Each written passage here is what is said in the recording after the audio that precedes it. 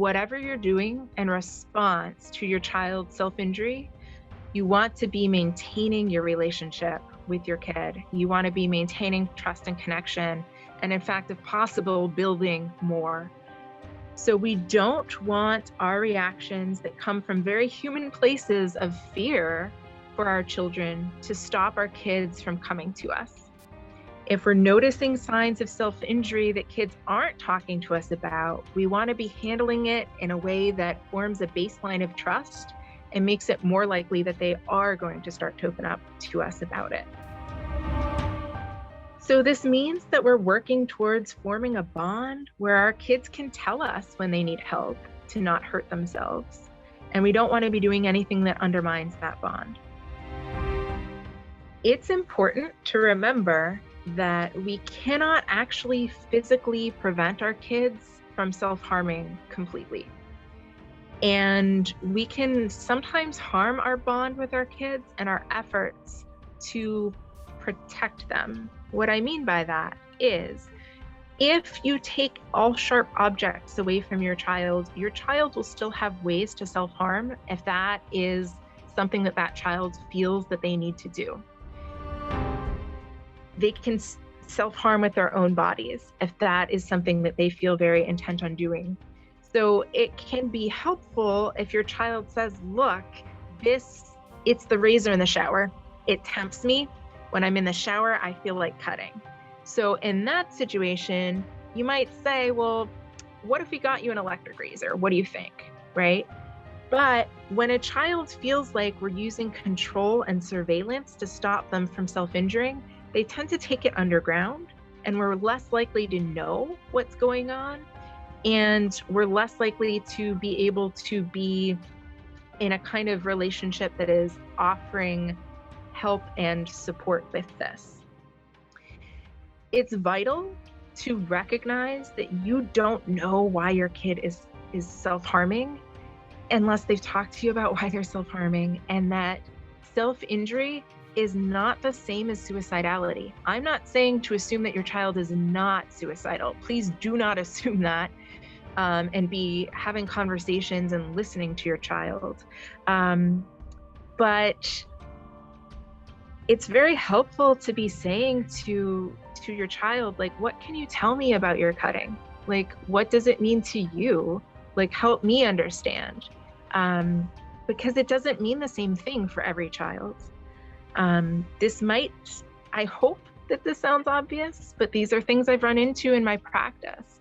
Please do not laugh at their self-injury. Please don't minimize or exaggerate it. And I can talk about what that means. Don't tell kids that they just want attention. And I've even had kids who have had caregivers say, well, if you're going to hurt yourself, just kill yourself already. So you can see how all of those comments would absolutely shatter a bond with a kid. If a kid is crying out for attention, which in my clinical experience is typically not what's going on with self-harm at all, but if a kid is crying out for attention, what's so bad about that? If your kid needs attention, that's okay. We all do. So I want to go through just a few ideas about what we should do to when we are aware that our child is self-harming. The first is you should seek professional help.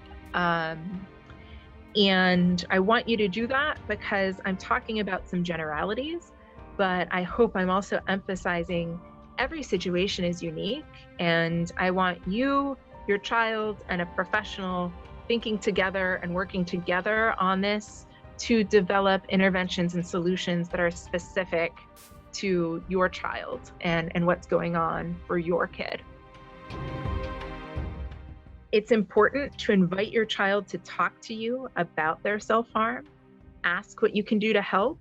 Let them know that you love them, that you're concerned. You're not angry, but you are concerned, and that you want to support them as they find their way through this.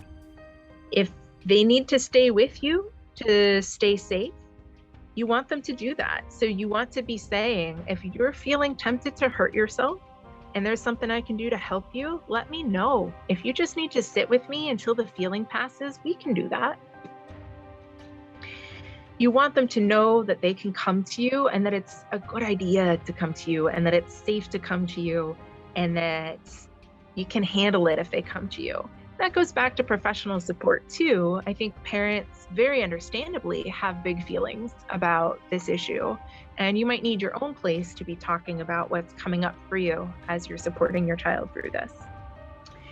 I want you to be making use of professional support to assess for safety. It's not that no child who is self-harming needs to go inpatient. Some do, to protect them. That happens, and it's important that when a child needs to be inpatient for safety, that happens. But at the same time, not all self-injury requires an inpatient stay. And sometimes self-harm is a symptom that can take some time to work through. And we don't want to put kids in residential treatment who do not need to be there.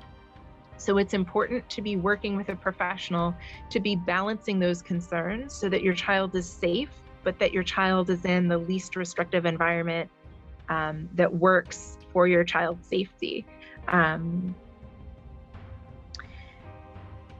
We also need to be maintaining a relationship where kids can talk to us if they have self-harmed, and that they are able to show us what they've done, and that they don't I don't want kids to get grounded because they cut. Because what I want is, if a kid has cut and then there's an issue with their cut and they need medical care, I want them to be telling us. We need to know that because we need to intervene for their safety at that point. Okay. If you are noticing self-injury and your kid is not opening up to you about it, it can be tempting to interrogate them, but it's not helpful. You can tell them that you've noticed the cuts, that you're not angry or upset with them, but that you are very worried and concerned, and that you want the child to know that they can talk to you about it. At that point, you're just trying to lay the foundation of saying, I'm here, I care, I want to know what's going on, I can handle hearing what's going on. And of course, just to emphasize it again, if you think your child is harming themselves and they're not talking to you about it, or if they are, that is absolutely an appropriate time to find some professional help for your child.